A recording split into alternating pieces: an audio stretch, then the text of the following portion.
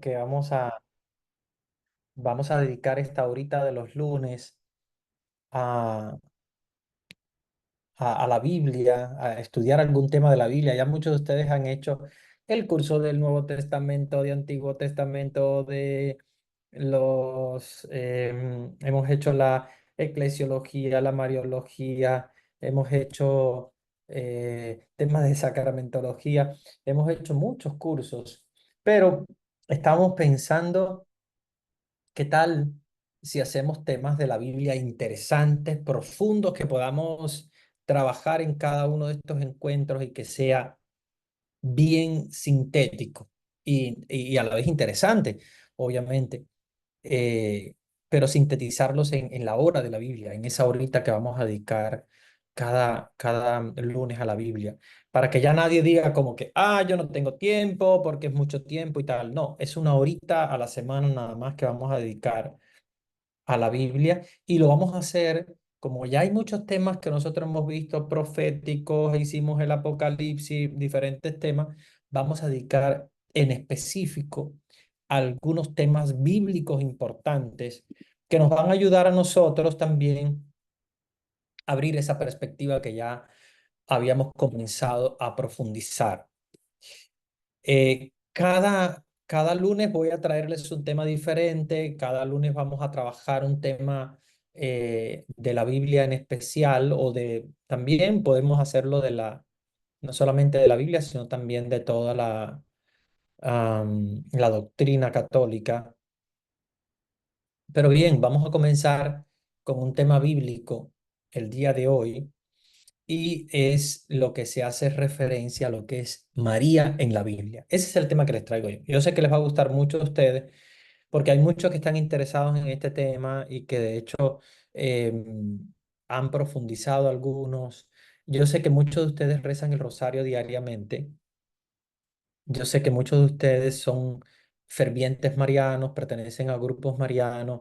eh, que son de las archicofradías o de las cofradías de la Virgen María, y muchos de ustedes son grandes devotos.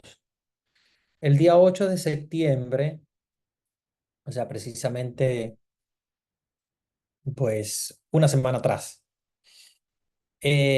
celebramos la Natividad de la Virgen María, que coincide también con el tema de muchas patronas, porque la fiesta de la Natividad de la Virgen, que es el 8 de septiembre, coincide con patronas en muchos países.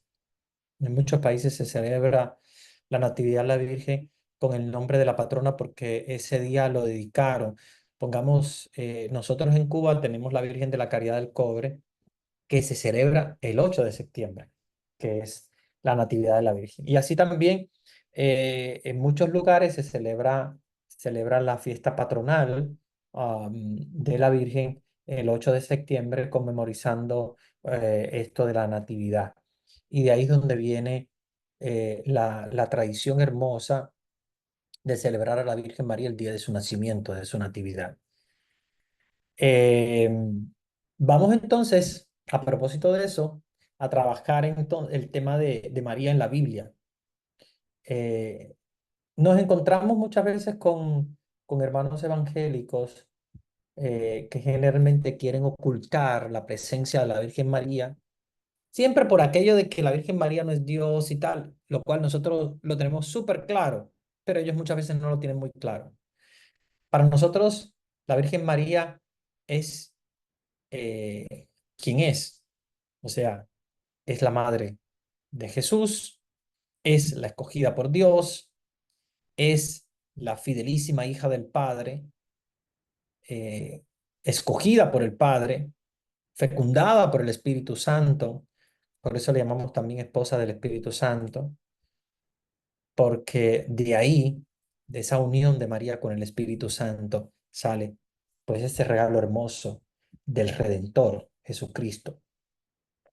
Y no podemos ocultar la presencia de María en la Biblia desde el principio, desde el mismísimo principio del Génesis. Entonces, vamos a sacar a la luz todos estos momentos en los cuales la Sagrada Escritura nos habla de María, sea de un modo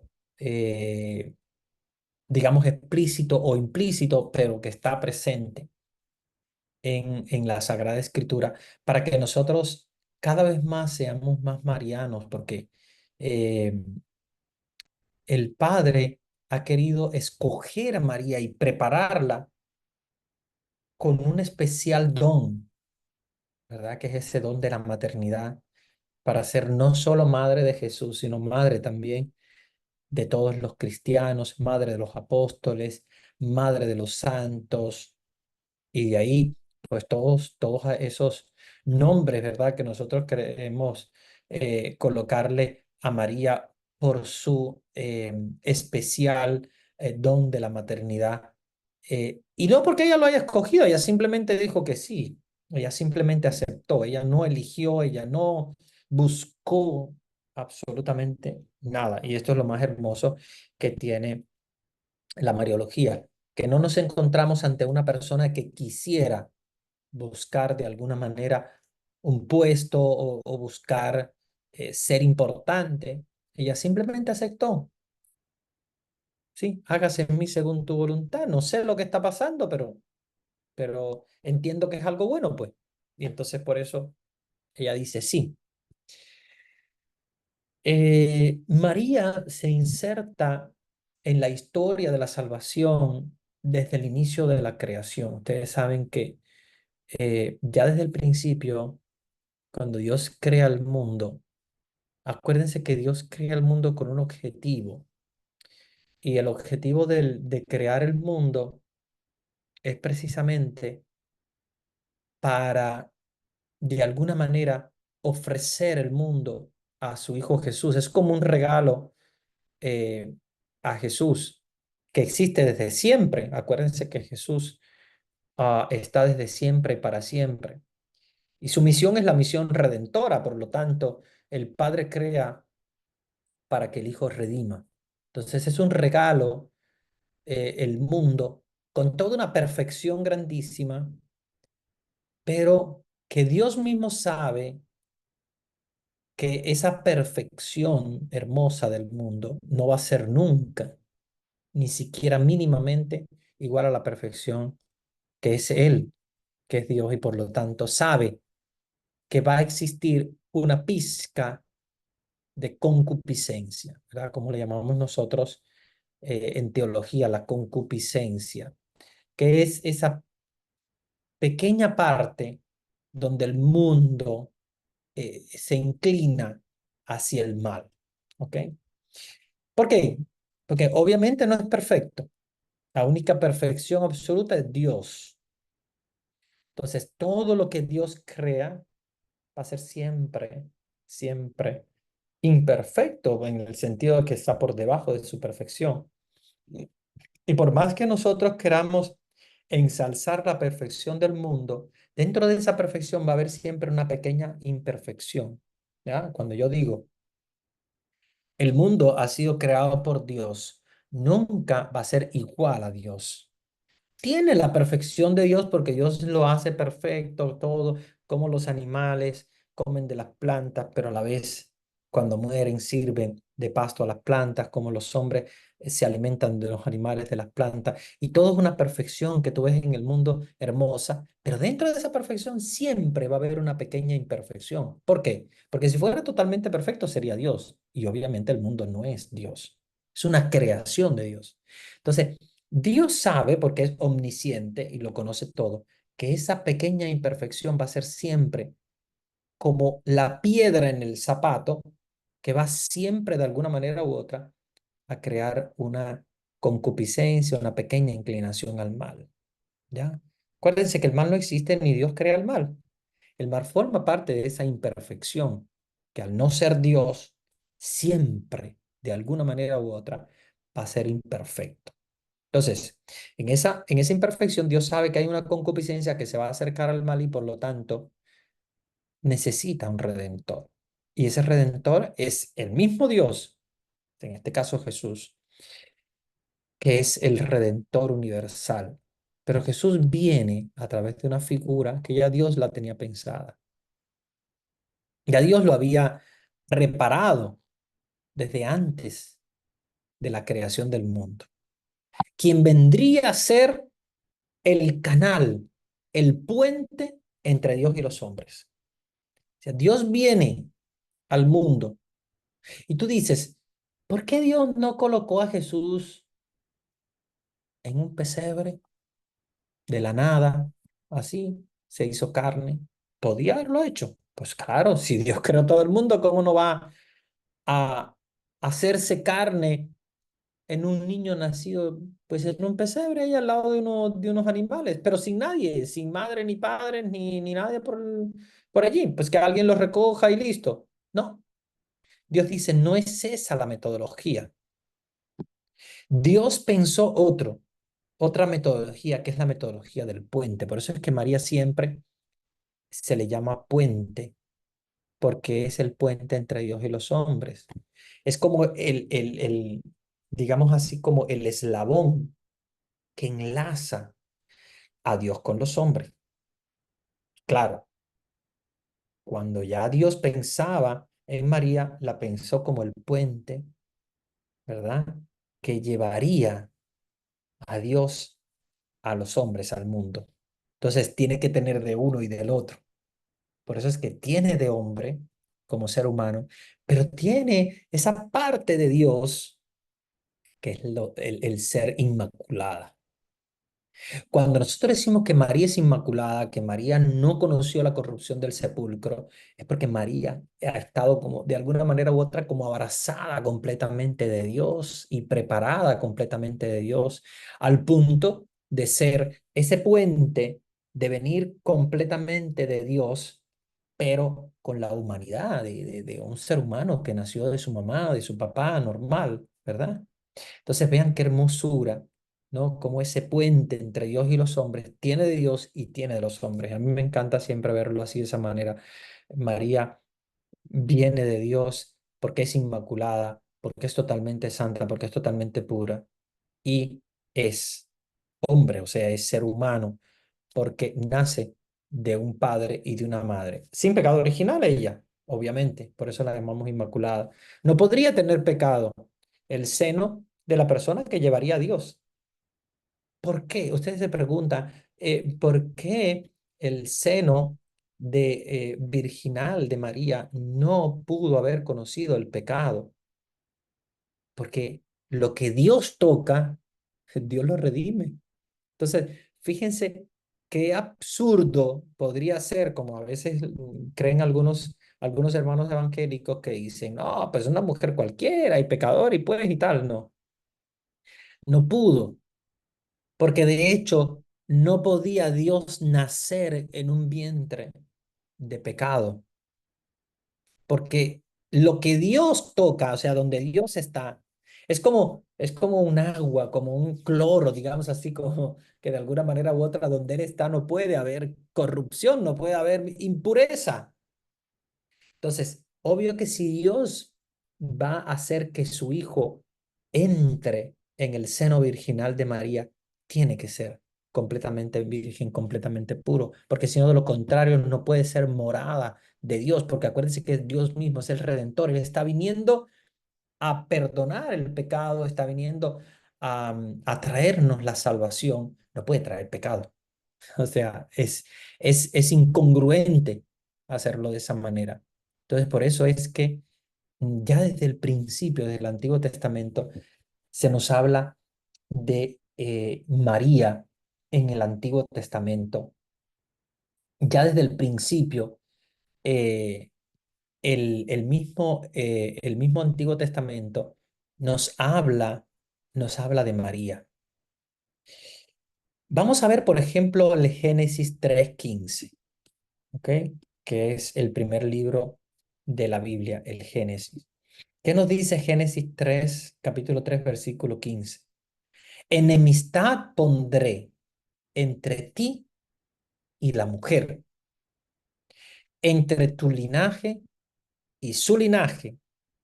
Él te pisará la cabeza mientras acechas tú su calcañar. Y claro, aquí está hablando Dios a Eva, pero Eva no tiene absolutamente ninguna posibilidad de aplastarle la cabeza a la serpiente. Eva no tiene absolutamente ninguna posibilidad, en este caso, mujer, como primera creada por Dios, no tiene absolutamente ningún poder sobre el mal. Al contrario, ella misma recibe de alguna manera u otra la concupiscencia y la inclinación hacia el mal y ven que come de la misma moneda de su Adán. ¿Por qué? Porque es pecadora. ¿Por qué este versículo se dirige hacia Eva, pero implícitamente ya encontramos la figura de María? Es porque quien único puede absolutamente pisarle la cabeza a la serpiente es uno que va a ser el redentor, el que pisotea el pecado.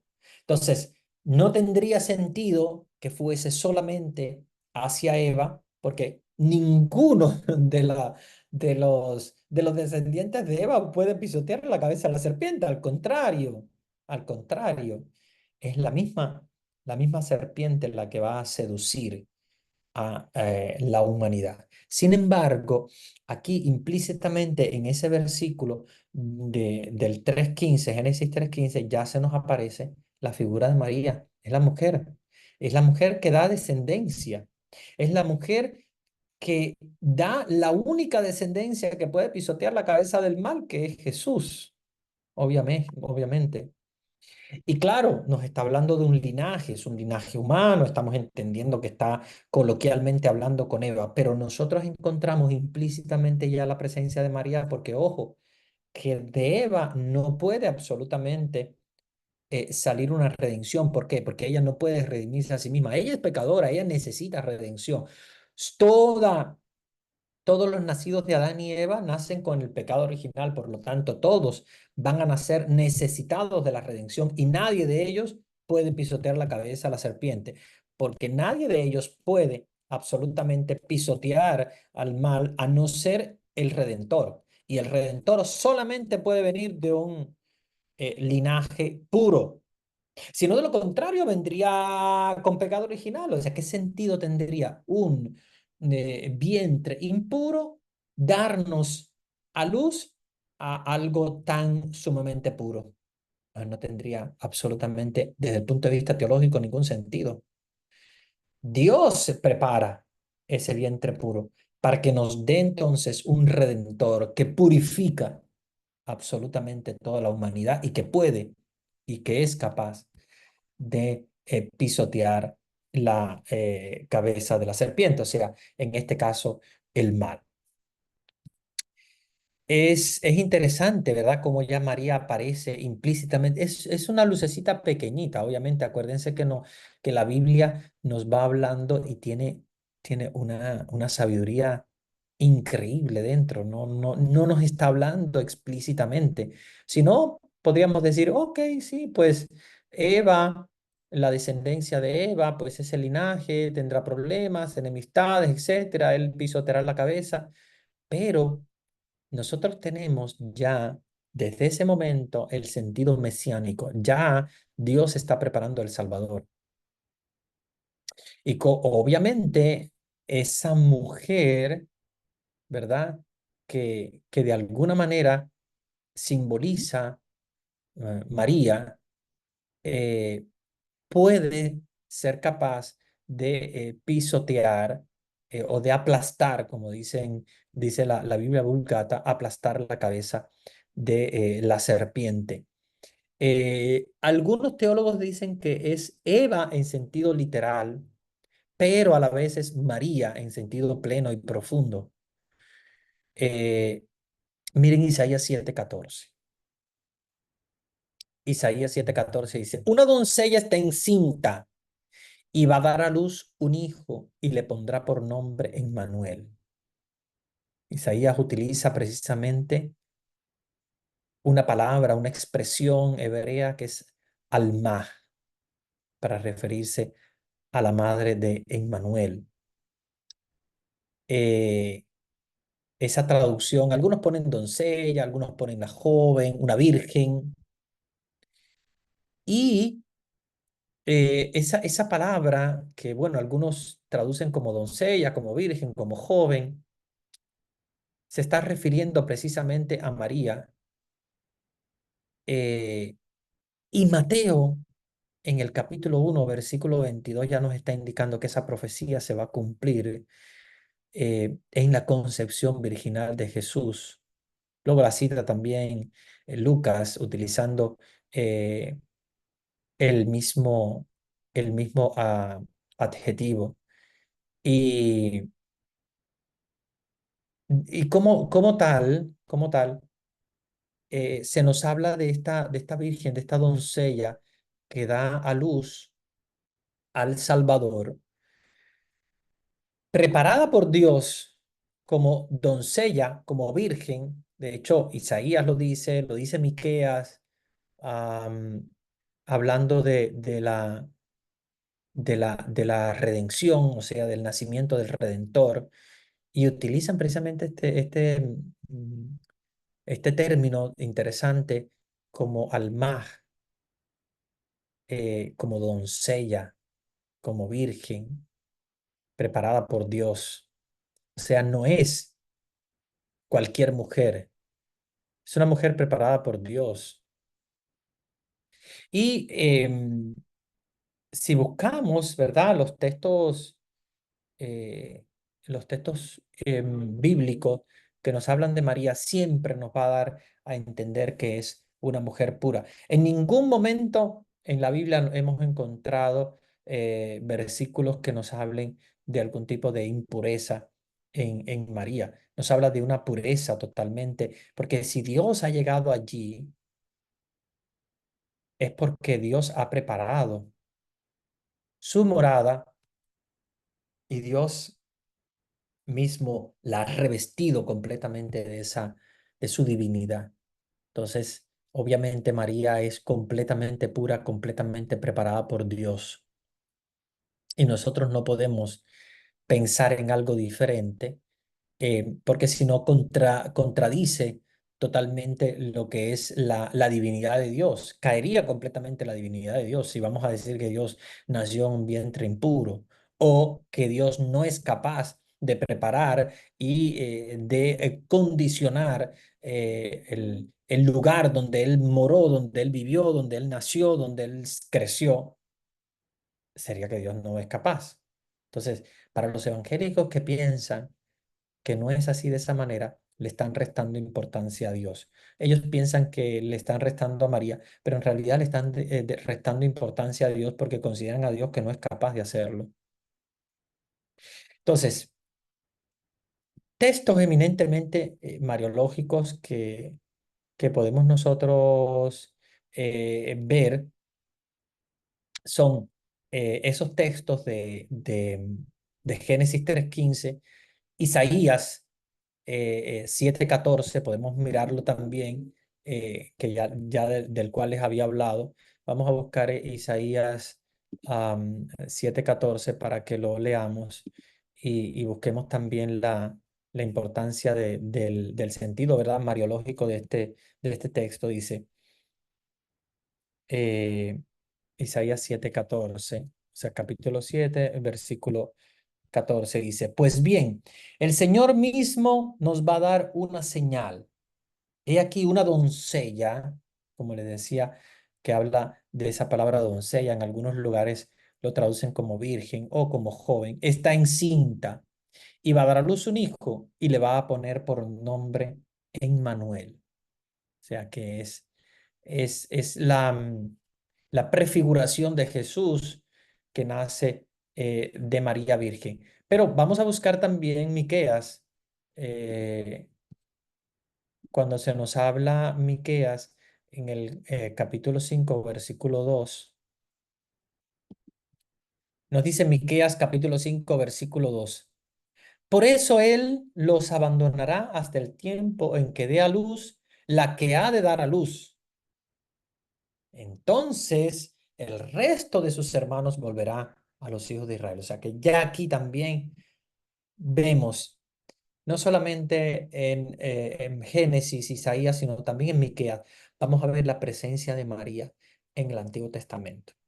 O sea, María se presenta ya desde el principio, sin haber nacido, solamente en esos textos bíblicos que nos profetizan quién será, ¿verdad? Esa mujer no se conocía, no se sabía nada, aunque acuérdense que siempre el Antiguo Testamento es un poco, como digamos, referente al Nuevo Testamento, es un poco más ambiguo, o sea, no es completamente claro, pero nos habla de esa mujer.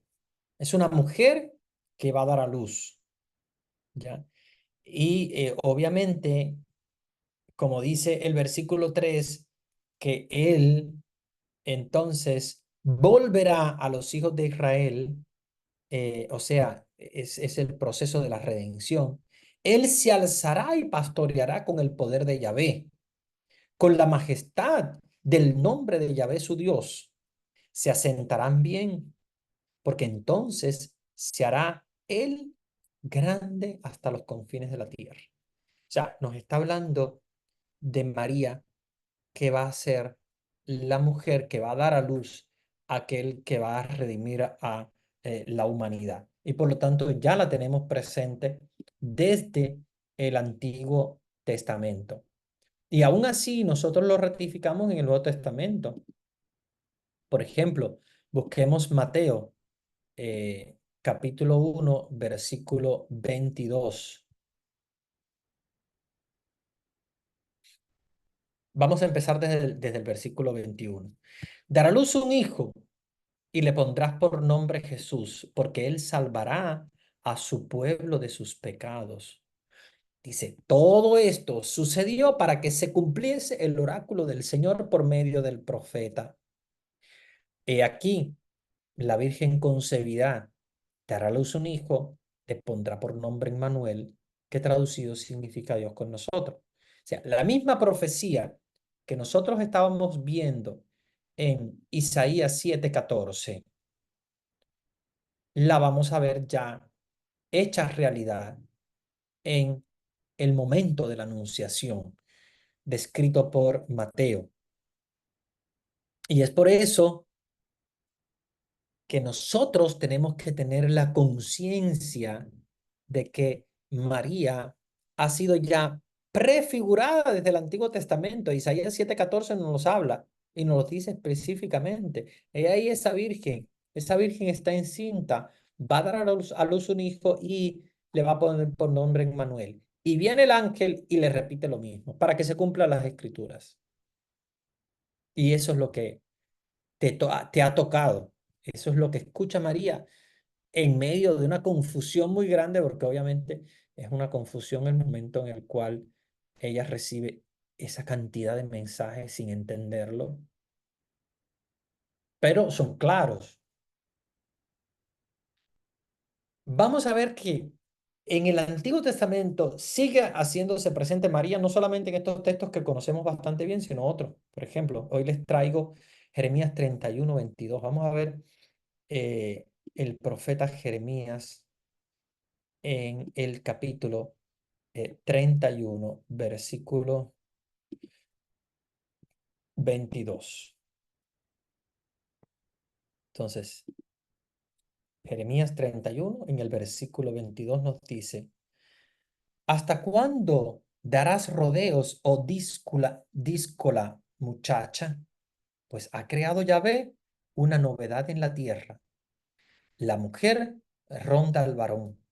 Así dice Yahvé, Dios de Israel. Todavía dirán ese refrán en tierra de Judá y en sus ciudades, cuando lo haga volver a sus cautivos. Bendígate Yahvé, oh estancia justa, oh monte santo.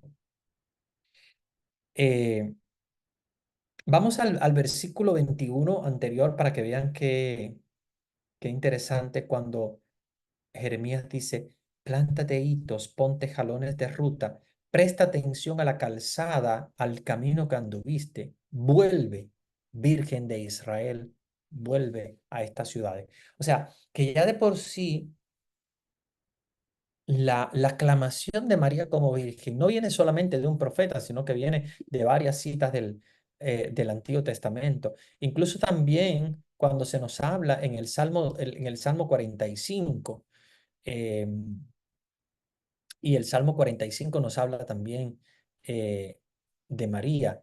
Eh, vamos a buscar también el Salmo 45 y, y así vamos a ver la presencia de María, no solamente en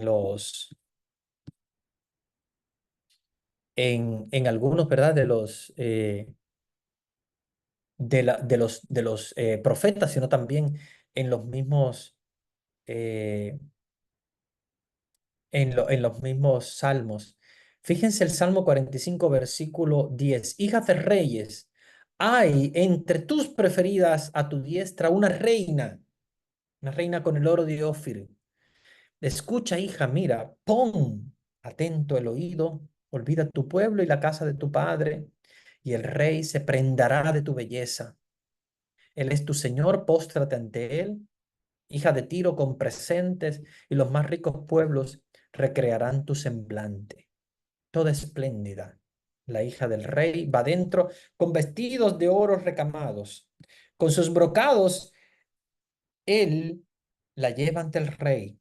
Vírgenes tras ellas, compañeras suyas, donde él son introducidas. Entre el regocijo avanzan al entrar en el palacio del rey. En lugar de tus padres tendrás hijos, príncipes que llenarán toda la tierra, etcétera, etcétera. Bueno, ahí se nos habla también, ¿verdad?, de la presencia de María, igual en los Cantar de los Cantares y en otros textos marianos. Eh, hay un teólogo interesante que nos habla también que hay una presencia de María en el libro de Judith. Obvio es esa Judith a la cual se personifica, pero implícitamente está la presencia de María, Judith capítulo 15. Vamos a buscar este librito que es bastante interesante, es pequeñito, una novela, pero se nos presenta también de alguna manera u otra pues esta presencia de la Virgen María en Judith capítulo 15, versículo 9. Judith 15:9 nos dice, en llegando a la presencia, todos a una voz la bendijeron. Claro, está hablando de Judith, obviamente, pero aquí se personifica en este sentido a la Virgen María. Todos a una voz la bendijeron diciendo, tú eres la exaltación de Jerusalén, tú eres el orgullo de Israel, tú eres la suprema gloria de nuestra raza. Al hacer todo esto, pon tu mano, has procurado la dicha de Israel y Dios se ha complacido en lo que has hecho. Bendita seas del Señor omnipotente por los siglos infinitos. Y todo el pueblo dijo amén. Vean cómo, a pesar de que no se nos está hablando específicamente de la Virgen, muchos teólogos eh, llegan a la conclusión de que este texto de Judith hay ya de por sí una, digamos, como una huella de la preparación de María. Recuérdense que María ni siquiera está nacida en este instante. Todavía van a faltar unos cuantos, pero unos cuantos decenios para que María nazca.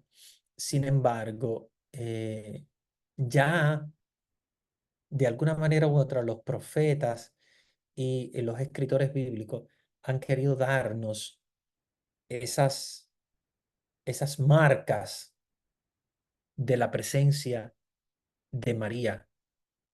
De hecho, cuando, eh, cuando María canta ese canto tan hermoso que es el Magnífica, todas las generaciones me llamarán bienaventuradas.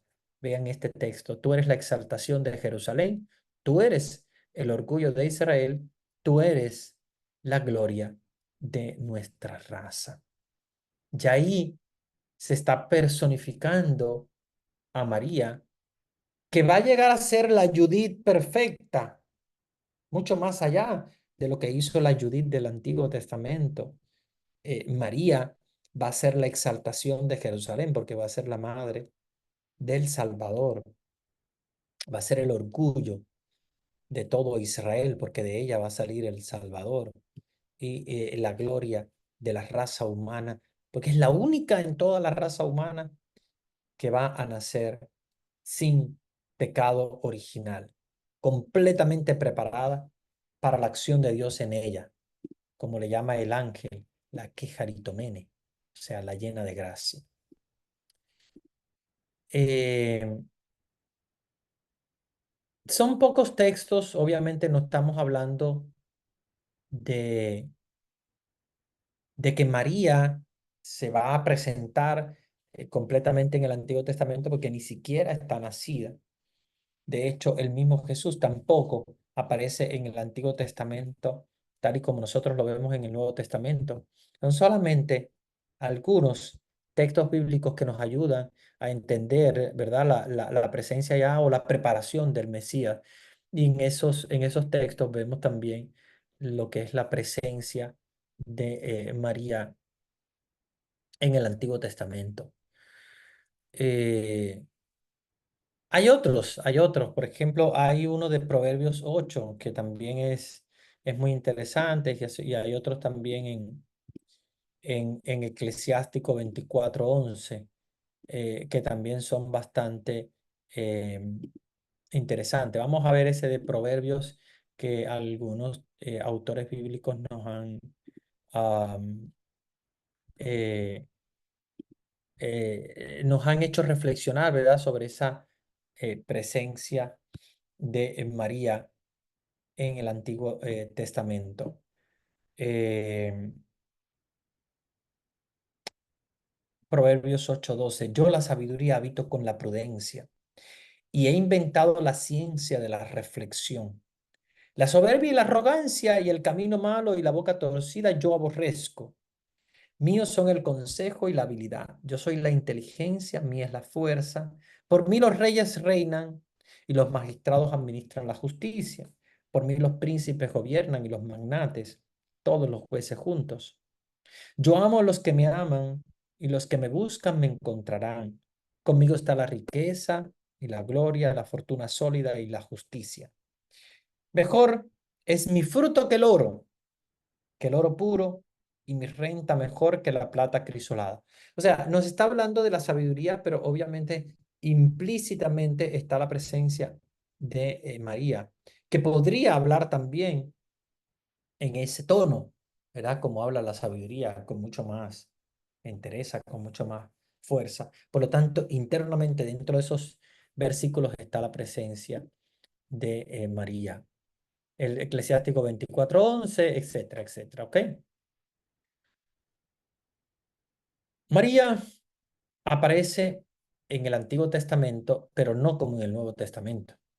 Obviamente, eh, María aparece ya en los escritos del Nuevo Testamento eh, y el primer texto escrito, fíjense, el primer texto, que a veces nosotros no sabemos la cronología de la Biblia, del modo que se escribió, porque ahora lo vemos y obviamente tienen una disposición que que no es obviamente cronológica, porque obviamente no son los evangelios que se escribieron antes de las cartas. Definitivamente no. Muchas cartas son escritas antes de los evangelios, de que de hecho estaban vivos Pedro y Pablo. Eh, y el primer texto que menciona a la Virgen María es precisamente San Pablo en la carta a los Gálatas, donde dice, nacido de mujer, nacido bajo la ley, para rescatar a los que estaban bajo la ley. Ese texto de Gálatas, que es un texto hermoso, data del año 53, más o menos, 53, 57 después de Cristo. Y luego, ya en torno al año 64, nos habla Marcos. Mateo, ya en los años 70, 80 después de Cristo. Y Lucas y los Hechos de los Apóstoles en torno al año 70. El Evangelio de Juan no, el Evangelio de Juan es posterior, el Evangelio de Juan es en torno al año 90 después de Cristo, eh, junto con el libro, obviamente, también del Apocalipsis, el Evangelio de Juan y el libro del Apocalipsis, que son posteriores. ¿Cuál es el nombre de María? Ustedes saben que María original, bueno, María nosotros lo decimos en español, y hay gente que piensa que María se llama María. María es el español, nosotros traducimos el nombre de María al español, pero su nombre es Miriam. Miriam.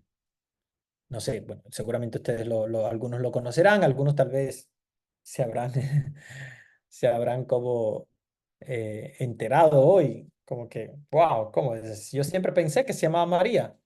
No, acuérdense que María es una traducción al español. María se dice también en italiano. eh, Sabemos que en inglés dicen Mary y bueno, pues diferentes traducciones. En francés le dicen Marie, ¿verdad? Son diferentes traducciones, pero el original de su nombre original, que es un nombre hebreo, es Miriam. Miriam. De hecho, hay varias mujeres que se llaman Miriam y tal vez no saben que tienen el nombre original de María, de la Virgen María. Entonces, su nombre original es Miriam, es un nombre judío de un pueblo de Nazaret. Y fue instruida prácticamente en la escuela de la vida. Aprende de sus padres, es una familia pobre. No creemos que María haya podido ir a instruirse en una escuela, pero aprende de la escuela de la vida. ¿Y qué es lo que aprendió? Más que nada la humildad, la sabiduría, el amor, la devoción a Dios. Ella fue a la vez maestra y discípula. Aprende del Señor, por lo tanto es discípula, pero le enseña al Señor porque fue su madre desde su infancia. Entonces ella se convierte en maestra y discípula y esto es algo grande, esto es hermoso, porque tener la humildad de ser considerada maestra, es maestra de vida, le tiene que haber enseñado a Jesús a hablar y a caminar. Pues toda madre lo hace. O sea, esto no tiene discusión, no porque lo digamos los católicos o porque lo digan los protestantes que sí o que no. Esto esto se cae de la mata, como decimos. O sea, evidentemente ella tuvo que haber enseñado a hablar y a caminar y muchas otras cosas más, porque evidentemente Jesús nace eh, con todos los atributos de un ser humano, pequeño, débil, frágil, que a un cierto punto ya él quiso empezar eh, su sabiduría, a tratar de expandir su sabiduría y de hecho por eso se pierde en el templo, está hablando con los maestros de la ley y tal, pero Jesús no nace así, obviamente. Tiene la sabiduría de Dios en su espíritu, pero nace como un niño. Por lo tanto, María le enseña a caminar, le enseña a hablar y le enseña también todo lo que ella pues había aprendido desde pequeña, la humildad, el amor, la sabiduría. Y al ver a Jesús que crece, crece y, y se convierte en adulto, haciéndose presente totalmente a la sabiduría de Dios, ella entonces de maestra pasa a ser discípula. ¿Sabes qué hermoso? Ver cómo ella puede jugar los dos roles, maestra y discípula a la vez, y poder enseñar desde su propia pobreza la confianza, el abandono en Dios, en quien puso todo su amor, su fe, su esperanza, la confianza. ¿Y cuál es el primer escrito que nosotros vemos en el Nuevo Testamento sobre la Virgen? Galatas 4:4, el que les comentaba. Vamos a verlo. Y ya yo se los dije porque me lo sé más un poquito de memoria, pero vamos a verlo directamente de San Pablo, Gálatas 4:4. Es el primer texto que habla de la Virgen María en el Nuevo Testamento. Después de todo lo que habíamos visto anteriormente, de las profecías, etcétera, hablando de la mujer, obviamente no nos habla explícitamente de María, pero bueno, sabemos que está implícitamente en el texto María. Pero aquí ya es explícito, ya aquí habla Pablo sobre la Virgen María y nos dice Gálatas 4:4, pero al llegar la plenitud de los tiempos, ¿cuándo es la plenitud de los tiempos? Pues el momento ya de nacer Jesús, el año cero, en la plenitud, ¿verdad? De los tiempos, envió Dios a su Hijo nacido de mujer, nacido bajo la ley. O sea, que nos está hablando ya Pablo del nacimiento de Jesús, nacido de mujer. Todavía no se había escrito los evangelios, o sea, todavía no se había hablado de, de María y José, de lo que María le dice al ángel, de lo que el ángel dice a María. No, nada de eso se había escrito hasta este momento. Este es el primer texto que habla de María. Y claro, obviamente nos dice nacido de mujer. O sea, que esta presencia de María es una presencia clara, ya explícita en el Nuevo Testamento. Y qué importancia, ¿verdad?, le da eh, San Pablo diciendo que él es nacido de mujer, nacido de una mujer. O sea, una mujer le ha dado a luz, una mujer lo ha traído al mundo. Y vean qué importancia tiene. Dice, nacido de mujer. Ese es el primer texto bíblico que nosotros podemos encontrar en el Nuevo Testamento. Luego vienen los evangelios de Mateo, de Lucas, el libro de los Hechos, y ya María aparece con nombre. Hasta acá no se le había dado nombre. Y a partir de acá, entonces ya sale con su nombre. Luego aparece en el Evangelio de San Juan, se habla en específico de la madre de Jesús, o le dicen su madre, ¿verdad? Sin decir muchas veces el nombre, pero muchas veces aparece su nombre, el nombre Miriam. Y los demás libros la mencionan a veces indirectamente cuando hablan de María, como por ejemplo en el Apocalipsis 12. No habla de María, pero sabemos que es María.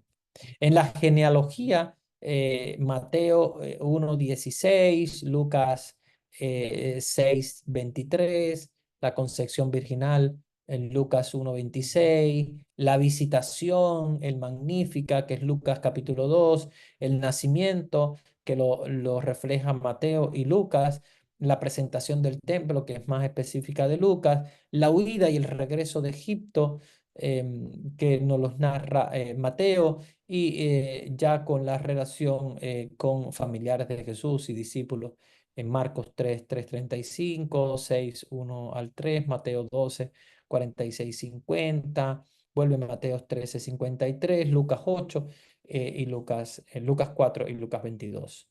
En todas esas manifestaciones, que bueno, las vamos a ir viendo poco a poco, se nos manifiesta ya María con su nombre en específico, María.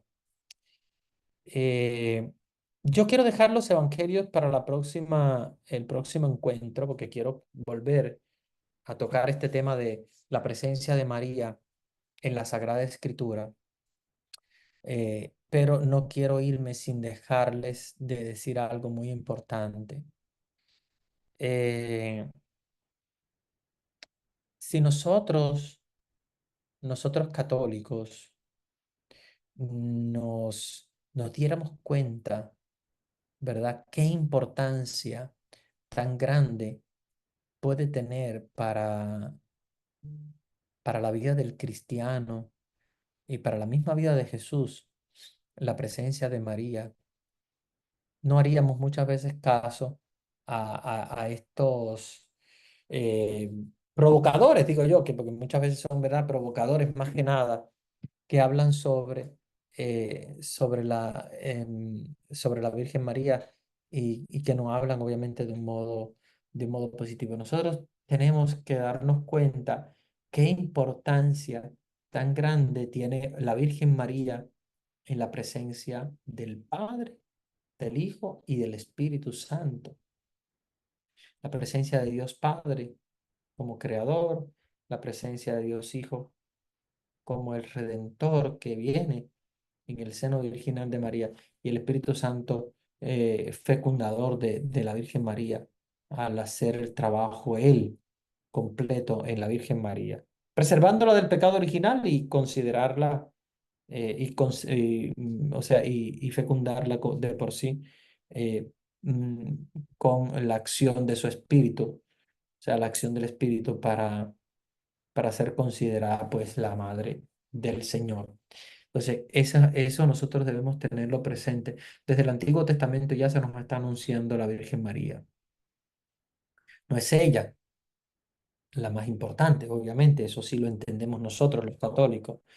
Ella está haciendo el puente para que venga el Señor.